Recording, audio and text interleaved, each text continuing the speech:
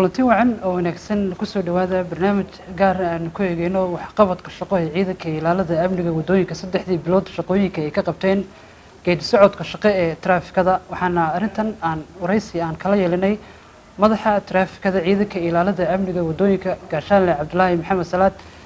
Cabdullaahi soo dhawow saddexdii bilood ee u dambeeyay waxqabadka shaqo ee ciidanka ilaalada amniga wadooyinka traafikada shaqooyinka ay ka qabteen haddii aan ka warbixiyo saddexdii bilood rubaca koowaad ama saddexdii bilood hadda u dambeysay ma garanaysaa laba bilood koodii bishii 2013 ilaa iyo 30kii bishii koowaad 2014 oo noqonayso rubaca koowaad ee sanad miisaaniyadeedka 2014 waxqabadka ciidanka ilaalada amniga wadooyinka traafikada ah guud ahaan gaadiidka ma garanaysaa laga talaabo qaaday amba la gaxay si guud deegaanka waxa weeyaan 6640 dirawal baa la ganaaxay lacagta ganaaxa ah ee ku dhacday khasnada dawladana milyan 620 iyo 8523 bir weeyaan ganaaxaasoo ma garanaysaa dhammaan ciidanka nabadgelyada ilaalada wadooyinka ka shaqeeyo deegaanka ma garanaysaa waxqabadkiisa haddii aan yar kala qaadqaado waaxdan heer deegaana magaalada Jishiga ka howlgasha 2660 dirawal weeye dirawaalinta la ganaaxay lacagta dakhliga ama ganaaxa ka soo xarooday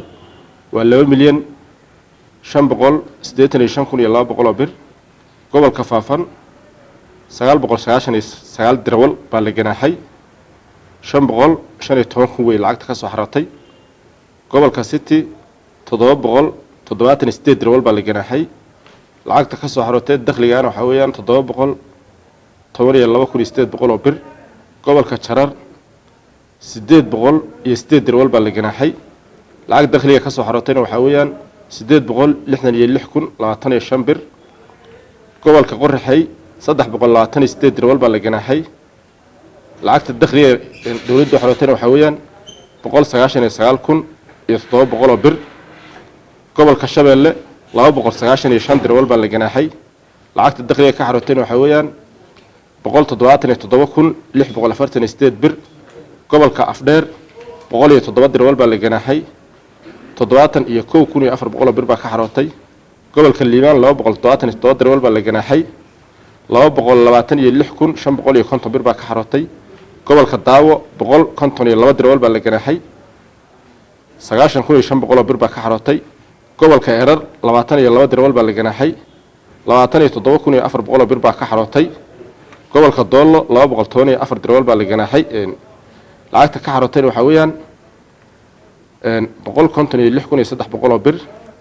gobolka nogob waxba lama soo ganaaxin kama howlgalaan ciidanka traafikada maadaama aysan dhaqdhaqaaq gaadiid badan uusan ka jirin marka isku geyn dirawalinta la ganaaxay waa 6,640 dirawal lacagtuna waxa weeyaan 5,628,523 bir waa ganaaxa dirawalinta ku xadgudbay xeerka loo maro wadooyinka talaabaqaadka laga talaabo qaaday weeyaan booliski dalkaana daryeel shacabkeena iyo sharaftiyo dowladnimo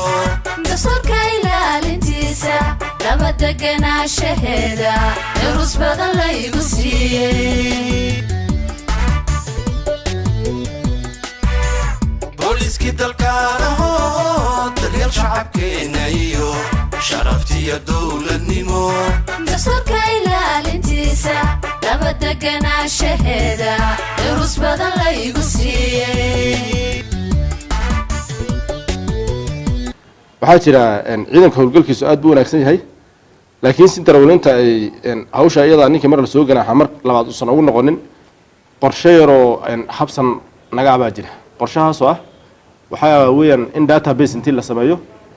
la record gareeyo ma garanaysaa xogta la kaydiyo oo darawalkii maanta la soo ganaaxa maalinka labaad hadduu ku noqdo lacagta loo laba jibaaro maalin saddexaad hadduu ku noqdo laysanka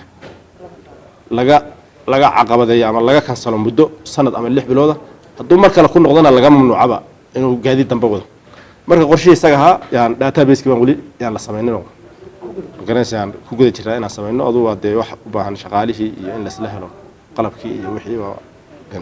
waan rajaynaynaa hadduu ilaahay qorshahaas inoo hirgalo taa haddii la sameeyo waxaan isleeyahay markaas dadku dee darawalku markii mar la soo ganaaxo marka labaad haddii database-ka la sameeyo ama marka saddexaad uu cabsani laakiin eega dee weli halgankii ciidanka iyo howlgalka unbaa socdee lama sameynin qorshihii noocaas ahaa xeerku uu qabay maanaan dhamaystirin intaas waa intaa marka waxaan rabaa saaka haddii la yidhaahdo inaan halkan fariimo yar oo muhiim ah oo aan islaahay bulshada muhiim bay u yihiin inaan halka gudbiyo bulshada deegaankeennu muddooyinkii hore maadaama deegaanku deegaan aan horumar ballaaran uusan ka jirin ahayn waayadan dambe laakiin isbedello wanaagsan iyo horumarro badan ay ka jiraan waxaa soo badanaya dadka gaadiidka soo iibsanaya ama dadka gaadiidleyda ah dadka deegaankuna marka aan magaranaysaa intooda badan hadda ka horeysan ka dhaadhacsanen shuruucda gaadiidka ayaan rabaa qodobo yaryara inaan uga dimo ama fariimo yaryara aan u gudbiyo fariimaha iyaga waxa weeyaan waxaan bulshada deegaanka aan ka wacyigelin lahaa ama aan kula talin lahaa qofku markuu damco inuu soo iibsado baabuur inuu soo iibsado baabuur sharci lah oo marka horeba si sharciga waddanka kusoo galay saa markaad u eegto deegaankeenna qaybo badan oo ka mid a waxaa kusoo badanaya gaadiidka aan sharciga lahayn ee soo gelayo gudaha gaadiidka isaga markaa dadka waxaan dhihi lahaa ninkii ma garanaysaa uu wax ilaahay siiyey ama dhaqaale haysta ee doonahayo inuu wax soo iibsado ha soo iibsado gaari sharci leh waa qodob fariinta kale ama qodobka kale isaguna aan rabo halkan inaan u gudbo waxaa weeyaan gaadiid badanoo waxaa jira intii la kala iibsaday aan sharciyadiisa lala kala wareegin gaadiidku sharcigalana wuu diiwaan gashan yahay oo xogtiisa waxay ku kaydsan tahay xafiiska gaadiidka qof kasta oo gaari iibsaday ama qof kasta oo kala iibsaday inay si sharci u kala iibsadaan si sharcigana sharciga gaadiidka ay ula kala wareegaan iyaduna taasna in dadka aan fariinta u gudbiyo saa ogala talin rabaa ta kale dadka markay gaadiidka soo iibsanayaan laftiisa ama ay soo iibsadaan ay xafiiska gaadiidka dad badanoo waxaa jira hadda baajaajada yaryar oo kale intay xafiis gaadiidka tageen ka qaatay taarikadii iyo boolladii oo buugga aan dib ugu noqoninoo aan ka soo qaadanin marka dadka iyaga dee gaadhi ama baajaaj ha noqdo ama gaadhi ha noqdo gaadhi aan buug lahayn waa askari aan aqoonsi lahayn ama waa xildhibaan aan aqoonsi lahayn gaadhigu keliya inaad wato wax muhiimad oo ay leedahay ama taarikada ay kuu xidhnaata ma leh marka qof kastoo xafiis gaadiidka ka qaato taarikadii gaadhiga iyo boolladii sidoo kale inuu buuggina ka qaato xafiis gaadiidka laftiisa in ay isku raaciyaan dadka buugga iyo taarikada gaadhiga waa khalad gaadhiga in isagoon buug wadanin taarikadii keligeed uu ku dhaqdhaqaaqo ama la siiyo sax maaha arrinkaa ma habboona taasna waa taa booliskii dalkaan ahoo diriska waxaan u qaaday dembiga dhacay minkiyo difaaca ka soo socdo midkii tegay dabagalkiisa ilaalinta danaha guud ayaan u diyaarsanahay waxaan rabaa in yar inaan ka hadlo qaabka adeeg bixinta gaadiidka gaadiid badanoo waxaa jira ma garanaysaa adeegii sharciga u ogolaa adeegaan ahayn isticmaalahayo gaadiid xamuul oo rakaab loo adeegsado ama gaadiid rakaab oo xamuul loo adeegsado halkaa marka xuquuq guud oo ku lumaysaa jira tusaale ahaan gaadiidka xamuulka rakaabka loo adeegsanayo mulkiilayaasha waxaa loo baahan yahay inay dabagalaan dadka ay u dhiibahayaan gaadiidkooda oo waxa weeyaan gaadhiga iska rogadeed dee 10 qof la saaro ama 20 qof la saare shil ilaahay intuu la soo darsiiyo shil ku dhaco dadka haddii ay meesha maganaysaa ay ku baaba'aan ama ku dhaawacmaan ama ku dhintaanba dee xuquuqdooda in meel la saaro loo baahan yahay inay gaadhiga wuxuu ku sharciysan yahay waa xamuul rakaab maaha marka dadka mulkiilayaasha dadka ay u dhiiban hayaan hantidooda marka koowaad inay heshiis qoraal la galaan gaadhigu hadduu xamuul yahay gaadhigayga xamuul mooyaane rakaab inaad saarto ma ogeli gaadhigu hadduu gaadhi rakaab yahay gaadhigayga rakaab mooyaane xamuul inaad saarto ma ogeli marka dalka qaybihiisa kala duwan dadka darawaliinta gaadiidka loo dhiibanaya heshiis qoraal lala galaa darawalku haddii gaadhiga isagoo iska rogo ahaa ama gaadhi rar uu ahaa uu rakaab saaro oo uu shil ku dhaco mas-uuliyadda isaga qaadanhayo mulkiilihii waxba lama weydiinayo laakiin halkan waxaad moodaa inaan dadka naftiisii ama dhibaatada dadka soo gaadhayso aan saaba loo eegeynin ama aan xil iska saaraynin baad moodaa darawalkii mulkiiluhu in heshiis qoraal galaan wixii shararka sharciga gaadhiga xeerku u ogolyahay ama sharcigu u ogolyahay ka baxsan ee magaraysa adigu aad qaada mas-uuliyaddeeda adiga iskale dabagal ay ku sameeyaan dabagal inay ku sameeyaan markaan le waxa weeyaan waxaan aragnay waxaylaan aragnay waxaa kamid ahaa bajaaj intii lasoo xidhay 10 cisho xidhan oo qofka mulkiilahaana darawalka uu ku leeyahay ma garanaysaa geerish bay ku jirtaa yoomkii masaariifta la jeebkiisa uu ka bixinaya hadduu doono ama uusan ka bixinin geerish bay taa laabo inay xidhan tahay marka waxa weeyaan dadka mulkiilayaasha hantidooda dadka ay u dhiibaan inay dabagal ku sameeyaan habeenkii xilligay soo hooyanayaan qaar waxaa jiro falal amni darro samayn karo oo ma garanaysaa dadka lahaaba in warka haynin oo dhalinyaro yar iska wato habeenkii magaalada xilliyo dambe iska socdo waxay doonaan iska sameeyo adigu arrimahaas waxaan dhihi lahaa dadka mulkiilayaasha inay ka warran ta kale waxa weeyaan dadku inay dee shuruucda gaadiidka bartaan lafteeda waa loo baahan yahay waxaan aragnay gaari baa lasoo xidhay qofkii lahaabaa yimid gaarigii maxaa loo soo xidhay buu yidhi gaarigaaga dee waxa sharci un ogoleen baa lagu dhajiyo bacihii madoobaad beersol baad ku xidheen maan beersolba maxaa la yidhahdaa isaga gaarigiis kale mana garanayo waxaan ku xidhan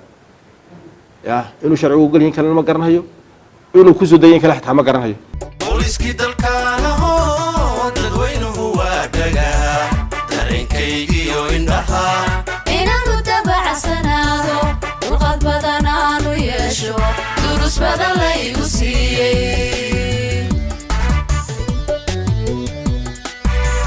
booliskii dalkaanaho dadweynuhu waa dhagaa dareenkaygiyo indhaha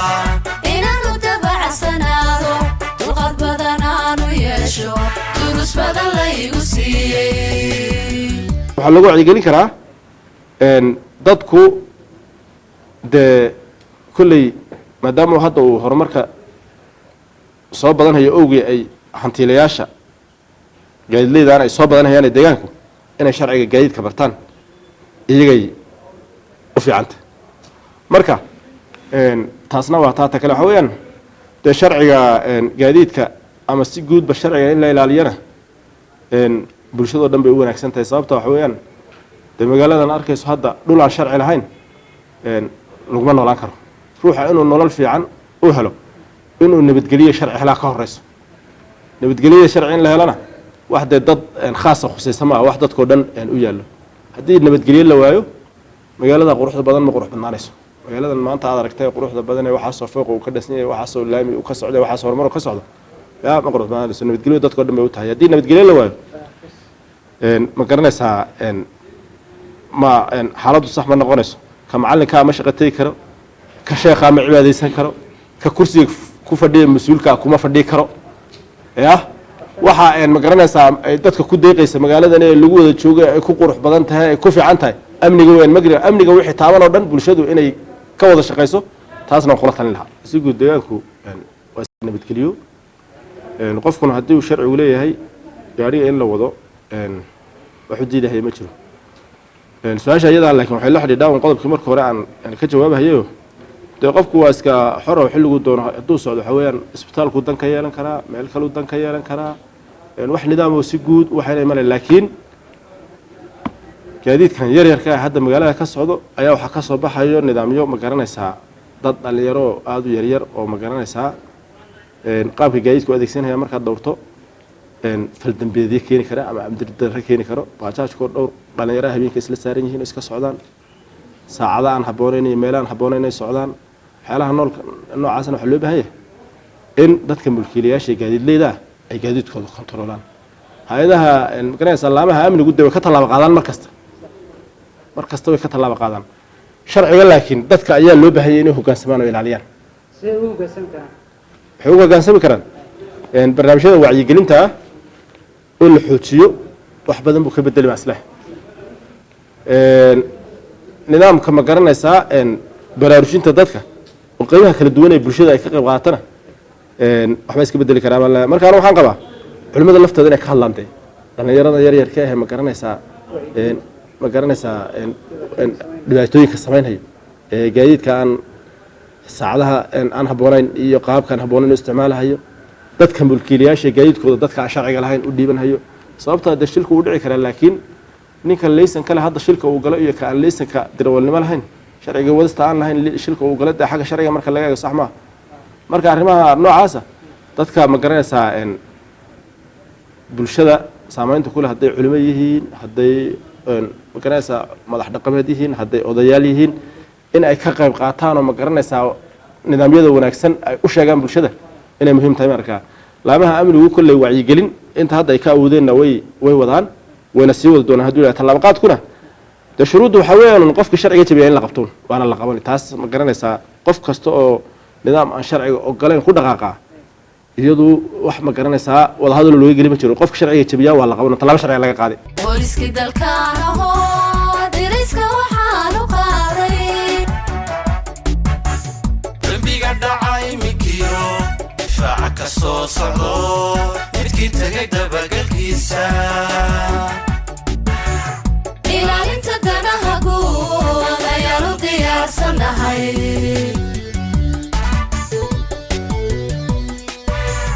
booliska dalkaana hoo diriska waxaan u qaaday dambiga dhacay mikiyo difaaca ka soo socdo midkii tagay dabagalkiisa ilaalinta danaha guud ayaanu diyaarsanahay ciidanka taraafikada dameerihii iyo geelii iyo arrimahaad ka hadlayso keliya maaha wax kastoo dhaqdhaqaaqayo oo magaalada jigjiga iyo deegaan gudihiisa ka dhaqaaqaya ilaaliyaan ciyaalka ardayda ay tallaabiyaan dadka da-da ay tallaabiyaan dadka curyaamiinta ay tallaabiyaan ma garanaysaa dadka safarka ee xoolaha waddooyinka ka tallaabsanaya sida geela aad sheegtoo kale ayay tallaabiyaan dadka iyaguna dameeraha ku shaqaysto dameeruhu dee dad baa ku shaqaysta ma garata meelo fog oo ma garanaysaa magaalada ceshadooda aan biyogelinta gaadhin yaa jira somaad garanay dad guryo dhisan oo ma garanaysaa alaabta ku qaataa jira meelaha ay ka tallaabaan yaa way ilaaliyaan laakiin dadka iyaga laftooda inay qaanuunka sharciga u hoggaansamaan baa looga baahan yahay hadduu dameer wato hadduu awr wato hadduu ma garanaysaa wuxuu doonaba ha wato qofka waalidka ee ilmihiisa ardayga aroorta iskuulka usoo diri inuu ilmihiisa dardaaras yaa loo baahan yahay ka mulkiilahee darawalka gaadhigiisa u dhiibanaya ku shaqo tagahay inuu dardaaran siiyo yaa loo baahan yahay marka si guud waxaan odhan lahaa deegaan ama dal aan sharci lahayn laguma noolaan karo waxaa lagu wada nool yahay ee dhulkan iyo magaalan iyo ma garanaysaa wax lagu deeqayso waa nabadgelyada weeye nabadgelya haddii la waayo ruuxii gurigiisa ka soo bixi maayo qaybta warbaahinta booliska barnaamijyo badan ayaa ka baxay kulamo kaleeto aan saa u waaweyneyn oo samaynayna way jiraan laakiin qorshuhu waa qorsho ma garanaysaa in la bawrgareeyo u baahano qorsho ballaaran ama culus weeyaan kabis buu u baahan yahay in caasimadda deegaanka laga bilaabo ilaa iyo qabale meel kastoo gaadiid uu ka dhaqdhaqaaqo bulshada deegaankeena ku nooshay in faqaarayaal lagu wacyigelinayo dadka laga sameeyo hawl ballaaran oo ma garanaysaa xafiiska taraafikada in laga gacan qabto u baahan weeyaan dee siyaalo badan hadday tahay gaadiidkii lagu dhaqdhaqaaqi lahaa ee gobollada lagu soo mari lahaa haddii ay aduu waxyaalo badan ba u baahanta waxaa is dhihi karaa cabdinaasirow waxaan u malaynayaa isbedelkii ka hor ciidanka ka howlgelahayay magaalada jigjiga waad garanaysaa 6 askari buu ahaa sharci darrada magaalada ka jirtay ama deegaanka ka jirta inay sii xoogaysato ama soo badatana xilligaas iyo arrimahaasaa sababay waa la kala diray ciidanka nabadgelya waddooyinka 3 sano hadda isbedelka uu jiray yaa tirada ahaan iyo tay ahaan ciidanka taraafikada yaa kor loo soo qaaday mootooyin bay xukuumaddu u soo iibisay ma garanaysaa tiradiisii bay kordhisay oo 2 kooxood oo ma garanaysaa koox kasta magaalada howlgal adag ka samayn kartaa yaa magaalada yaa ka shaqeeyo intii tay loo sii dhisana hadduu ilaahay waan rajaynaynaa nidaamka dawliga hadda jirana arrinkaasi aad buu u danaynhayaa aad buuna nooga gacan qabtay laakiin baahidu mid intaa keliya ku eg maaha in lasii dhiso u baahan yahay ciidanka tiri ahaan loo dhiso tay ahaan loo dhiso gaadiid hadduu yahay la dhiso magaraysa dadaalkan hadda dawladda ay bilowday waxaan kasii codsanaynaa in kor loo sii qaado waad aragtay saacad kasta oo magaalada aad dhex marto lagama waahayo xubin taraafigo dhex taagan laga waayi maayo marka bulshada deegaanka ama bulshada magaalada lafteeda waxaa loo baahan yahay ciidanka taraafikada shaqada ay hayaan intay ogaadaan muhiimadda ay u leedahay inay kala shaqeeyaan ama guud ahaanba ciidanka booliska lagala shaqeeya arrinka isaga waan ka codsan lahaa aadna ma garanaysaa bulshada dee shaksiga labo ma garanaysaa aan waxaan fahamsanayn in la arko waa laga yaabaa laakiin aad baan uga mahad celinayaa sida qaabka loola shaqeeya ciidanka hadda magaalada ka howlgalo aad iyo aad baan magaalada uga leedahay taasna waxa weeyaan amni ciidan kaliya ma ilaaliyo bulsha ilaaliso amniga cidda uu danta u yahay waa bulshada cidda ma garanaysaa muhiimadda koowaad inay siiso amniga qaabka loo ilaalin lahaa loo baahan yahayna waa iyada xogta iyada heli karto ninka ma garanaysaa ama dambiilaha ama eedeysanaha ee fakadka ah nin kasta oo gurigiisa cidda soo kareystay inuu iska soo warbixiyo isagaa loo baahan yahay marka waxaan dhihi lahaa bulshada deegaanka qaabka hadda aad booliska oola shaqaysaan in wada shaqaynta booliska aad inaad sii laba jirbaartaan baan idin ka codsan lahay ma dhihi lahaa waa tahay daawadayaal waxaa intaa kusoo afmeeraynaa barnaamijkii gaarkaan ka wareysanaynay madaxa taraafikada ciidanka ilaalada amniga wadooyinka komishinka booliska dowladda deegaanka soomaalida gaashaanle cabdulaahi maxamed salaad oo aan ka wareysanaynay waxqabadka shaqo ee ciidanka ilaalada amniga wadooyinka 3 bilood shaqooyinka ay ka qabteen barnaamijkan idila socodsiinay anigoo cabdinaasir seereer guhaad kaameradii garimaysa tahay farsamadii mukhtaar cabdi yuusuf intaynu barnaamijkan mid lamada hawada dib ugu kulmi doono assalaamu calaykum waraxmatullaahi tacaala booliski dalkaanaho diriska waxaanu qaaday dambiga dhacay mikiyo difaaca ka soo socdo midkii tagay dabagalkiisa ilaalinta danaha guud ayaanu diyaarsanahay